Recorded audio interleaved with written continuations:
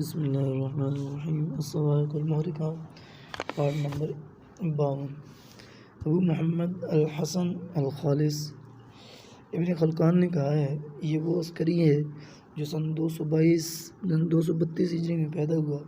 آپ کے ساتھ بہلول کو ایک واقعہ پیش آیا، وہ یہ کہ بہلول نے آپ کو بچپن میں روتے اور دیگر بچوں کو کھیلتے دیکھا تو آپ کو خیال ہوا کہ یہ ان چیزوں کو دیکھ کر حسرت سے روتا ہے جو ان بچوں کے ہاتھوں میں ہیں۔ تو آپ نے کہا، میں تجھے وہ چیز خرید دوں جس سے تو بھی کھیلے۔ تو آپ نے جواب دیا، اے کم عقل، ہم کھیلنے کے لیے پیدا نہیں ہوئے۔ بہلول نے کہا، ہماری پیدائش کس لیے ہوئی؟ آپ نے جواب دیا، علم و عبادت کے لیے۔ بہلول نے پوچھا، یہ باتیں آپ کو کہاں سے حاصل ہوئیں؟ آپ نے فرمایا، خدا تعالیٰ کے اس قول سے، افحسبتم انما خلقناکم عبثا وانکم الینا لا ترجعون۔ کیا تم خیال کرتے ہو کہ ہم نے تم کو عبث طور پر پیدا کیا ہے اور تم ہماری طرف لوٹ کر نہیں آؤ گے؟ پھر انہوں نے کہا، مجھے کوئی نصیحت کیجیے۔ تو آپ نے بطور نصیحت انہیں چند اشعار سنائے۔ پھر حسن غش کھا کر گر پڑے۔ جب انہیں ہوش آیا تو آپ نے انہیں کہا، آپ پر کیا مصیبت نازل ہوئی ہے؟ آپ تو چھوٹے بچے ہیں اور آپ کا کوئی گناہ بھی نہیں۔ آپ نے فرمایا، اے بہلول، چلے جائیے، میں نے اپنی والدہ کو بڑی لکڑیوں کو آگ لگاتے دیکھا ہے مگر وہ چھوٹی لکڑیوں کے بغیر نہ جلتی تھیں۔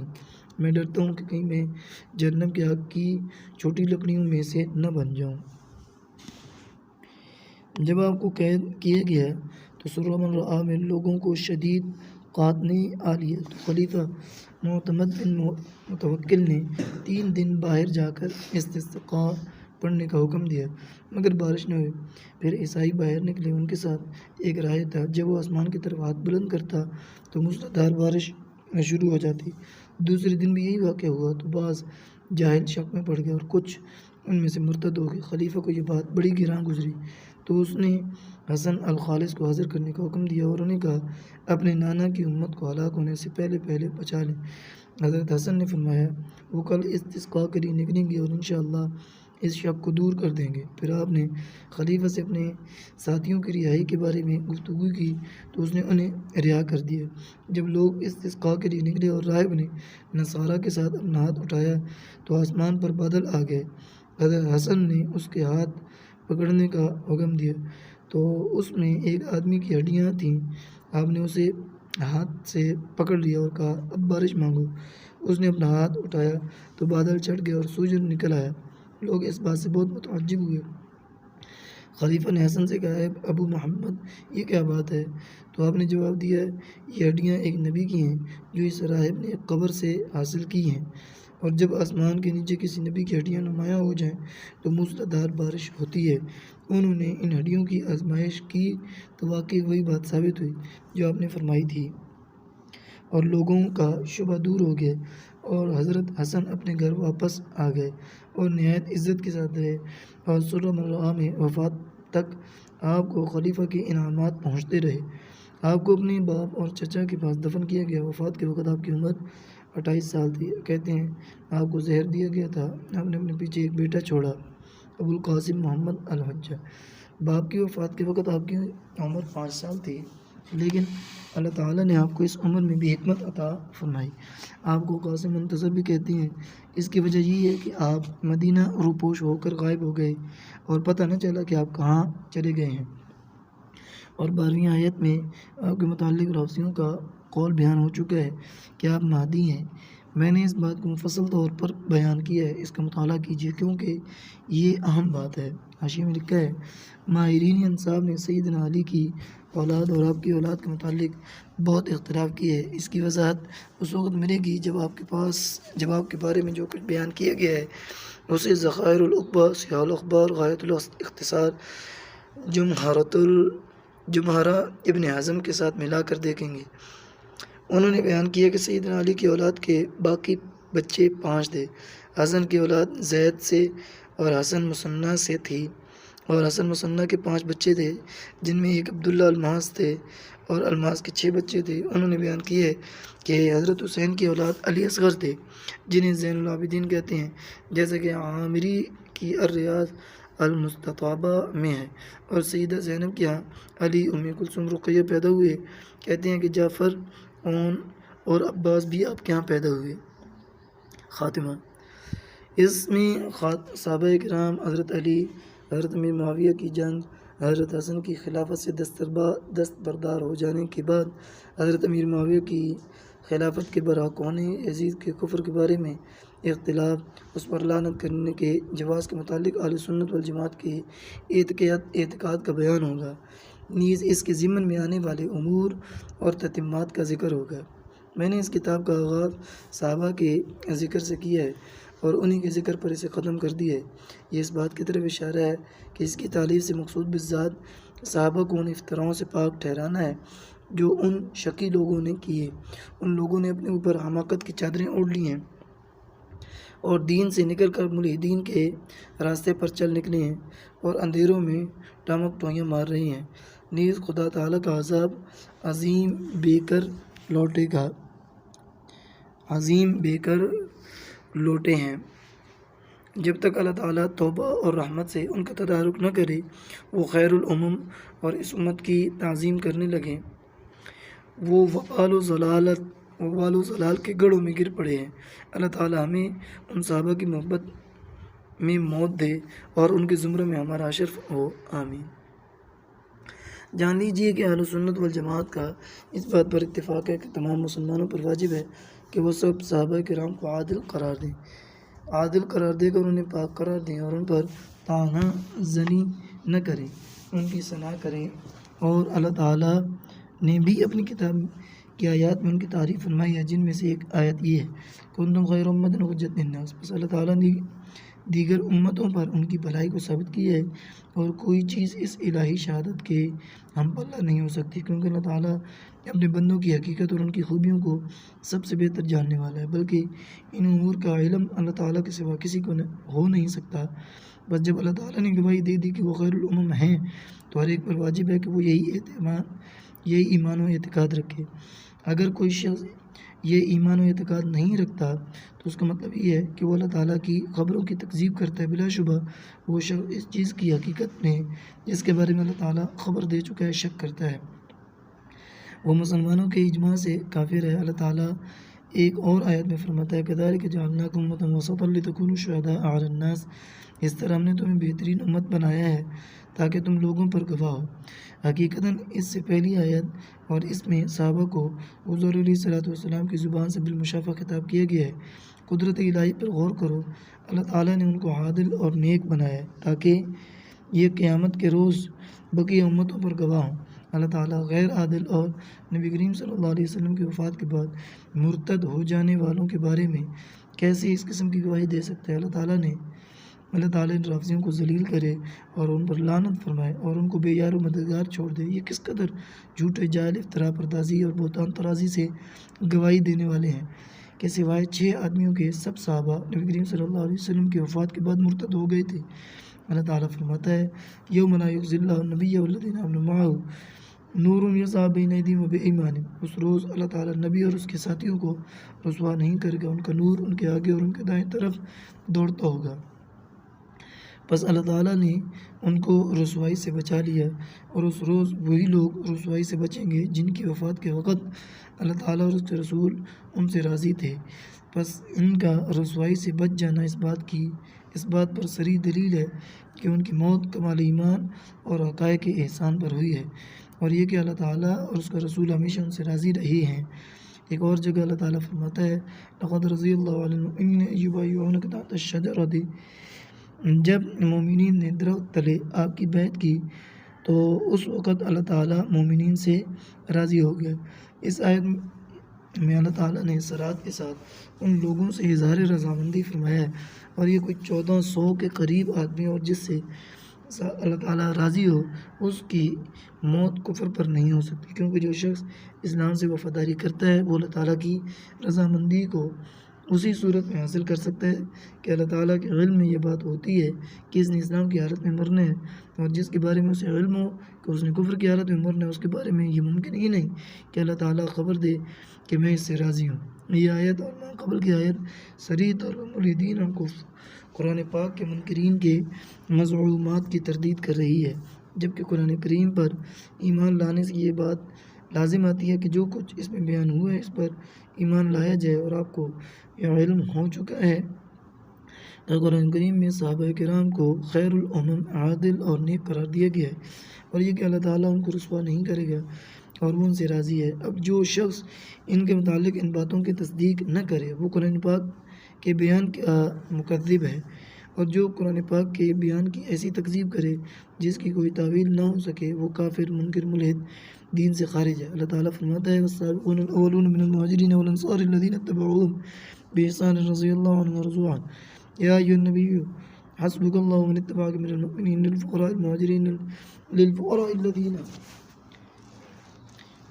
المهاجرين الذين أخرجوا من ديارهم وأموالهم يبتغون فضلا من الله ورضوانا وينصرون الله ورسوله أولئك هم الصادقون والذين تبوأوا الدار والإيمان من قبل يحبون من هاجر إليهم ولا يجدون في صدورهم حاجة مما أوتوا ويؤثرون على أنفسهم ولو كان بهم خصاصة ومن يوق شح نفسه فأولئك هم المفلحون والذين جاءوا من بعدهم يقولون ربنا اغفر لنا ولإخواننا الذين سبقونا بالإيمان ولا تجعل في قلوبنا غلا للذين آمنوا ربنا إنك رؤوف رحيم۔ ان آیات میں اللہ تعالیٰ نے صحابہ کی جو صفات بیان کی ہیں ان پر غور کرنے سے ان پر اعتراض کرنے والوں کے انحراف اور الزامات لگانے والوں کی گمراہی معلوم ہو جائے گی، حالانکہ صحابہ کرام ان الزامات سے بری ہیں۔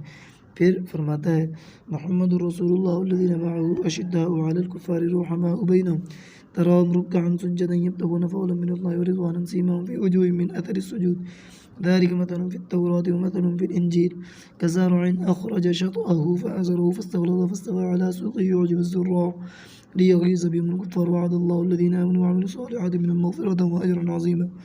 یہ آیات جن عظیم مطالب پر مشتمل ہے ذرا ان پر غور کیجیے۔ محمد رسول اللہ یہ جملہ مشہود بھی کو واضح کرنے والا ہے جسے اللہ تعالیٰ کے اس قول میں بیان کیا گیا ہے والذی ارسل رسولہ بالہدی ودین الحق الی شہیدا۔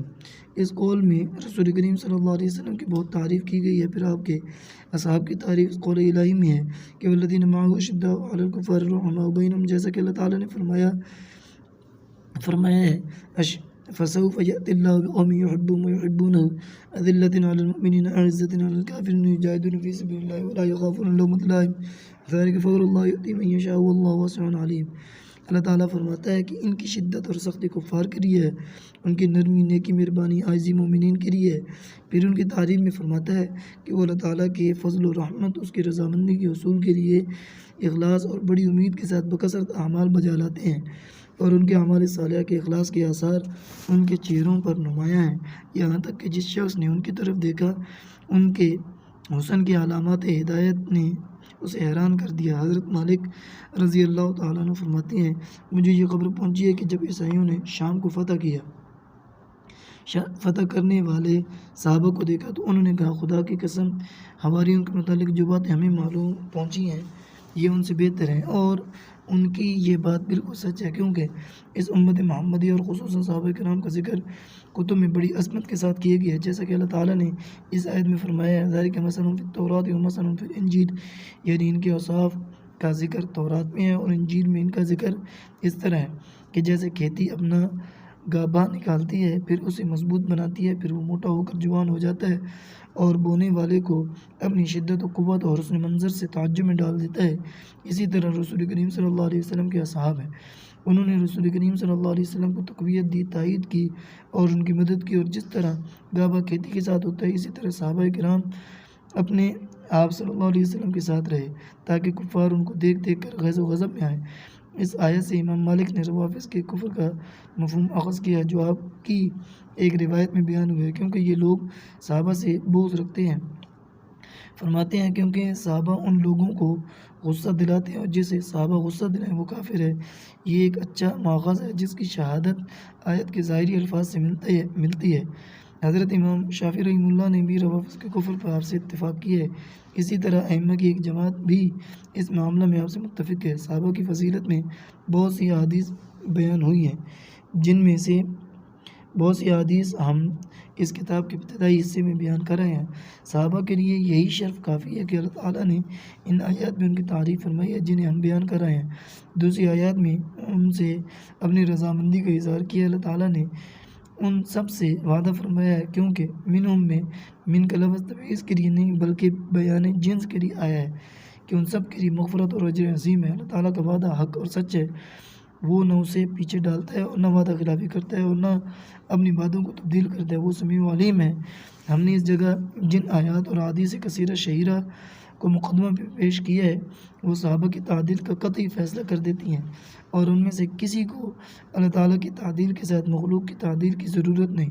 ہم نے جن باتوں کو بیان کیا ہے اگر ان میں سے اللہ تعالیٰ اور اس کے رسول نے کچھ بھی بیان نہ کیا ہوتا، پھر بھی ان کی حالیہ کیفیت جو ہجرت، جہاد، جاں فشانی، مالی قربانی، قتل آباء، اولاد، دینی خیرخواہی، ایمان و یقین پر مشتمل تھی، ان کی تعدیل اور اعتقادی پاکیزگی کا قطعی ثبوت پیش کرتی ہے۔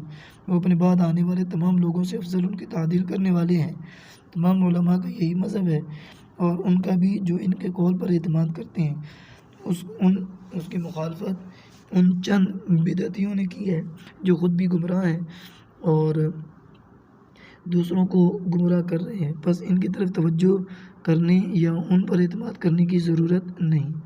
ابو زرع الرازی نے کہا ہے، جو اپنے زمانے کے امام اور مسلم کے اجل شیوخ میں سے ہیں، کہ جب تو کسی شخص کو اصحاب رسول صلی اللہ علیہ وسلم میں سے کسی کی تنقید کرتے دیکھے تو سمجھ لے کہ وہ شخص زندیق ہے، اس لیے کہ رسول کریم صلی اللہ علیہ وسلم، قرآن پاک اور جو کچھ اس میں بیان ہوئے ہیں سب برحق ہے، اور یہ سب صحابہ ہی کے ذریعے ہم تک پہنچا ہے۔ پس جو صحابہ پر جرح کرتا ہے وہ کتاب و سنت کو باطل قرار دیتے ہیں، اور ایسے شخص پر جرح کرنا اور اس کی ضلالت اور زندگیت اور کسب و فساد کا حکم لگانا زیادہ مناسب اور درست ہے۔ ابن حزم نے کہا ہے کہ تمام صحابہ قطعی طور پر جنتی ہیں۔ اللہ تعالیٰ فرماتا ہے، لا يستوي منكم من انفق من قبل الفتح وقاتل اولئک اعظم درجة من الذين انفقوا من بعد وقاتلوا وكلا وعد الله الحسنى۔ جن لوگوں نے فتح کے بعد خرچ کیا اور جنگ کی وہ ان لوگوں کے مساوی نہیں جنہوں نے فتح سے قبل خرچ کیا اور جنگ کی، ان کا درجہ بہت بڑا ہے۔ اللہ تعالیٰ نے سب سے اچھائی کا وعدہ کیا ہے۔ پھر فرماتا ہے، ان الذین سبقت لهم منا الحسنى اولئک عنہا مبعدون۔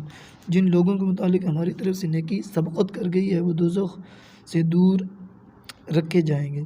بس ثابت ہو گیا کہ سب صحابہ جنتی ہیں اور ان میں سے کوئی ایک بھی آگ میں داخل نہ ہوگا، کیونکہ وہ پہلی آیت کے مخاطب ہیں جن میں سے ہر ایک کے لیے حسنہ کو ثابت کیا گیا ہے، وہ جنت ہے۔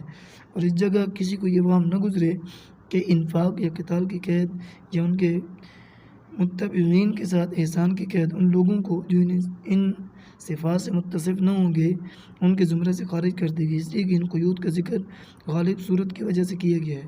بس ان کا اور کوئی مفہوم نہیں، بلکہ اس سے مراد اگر کوئی شخص بالقوی یا بالعزم بھی ان سے متصف ہو تو وہ بھی ان میں شامل ہوگا۔ ماوردی کا خیال ہے، جسے حاشیے میں لکھا ہے، کہ عدالت کا حکم اس سے مختص ہے۔ حاشیہ: یہ مذہب اصولیوں کی ایک جماعت سے منقول ہے جن میں مازری بھی شامل ہے، اور سعد الدین تفتزانی بھی کا میلان بھی اسی طرف ہے، مگر یہ مذہب مردود ہے جیسے کہ ہم نے مقدمہ میں ذکر کیا ہے، اور اکثر لوگوں جیسے بخاری، خطیب وغیرہ ہما کے مذہب کے بھی خلاف ہے۔ مؤلف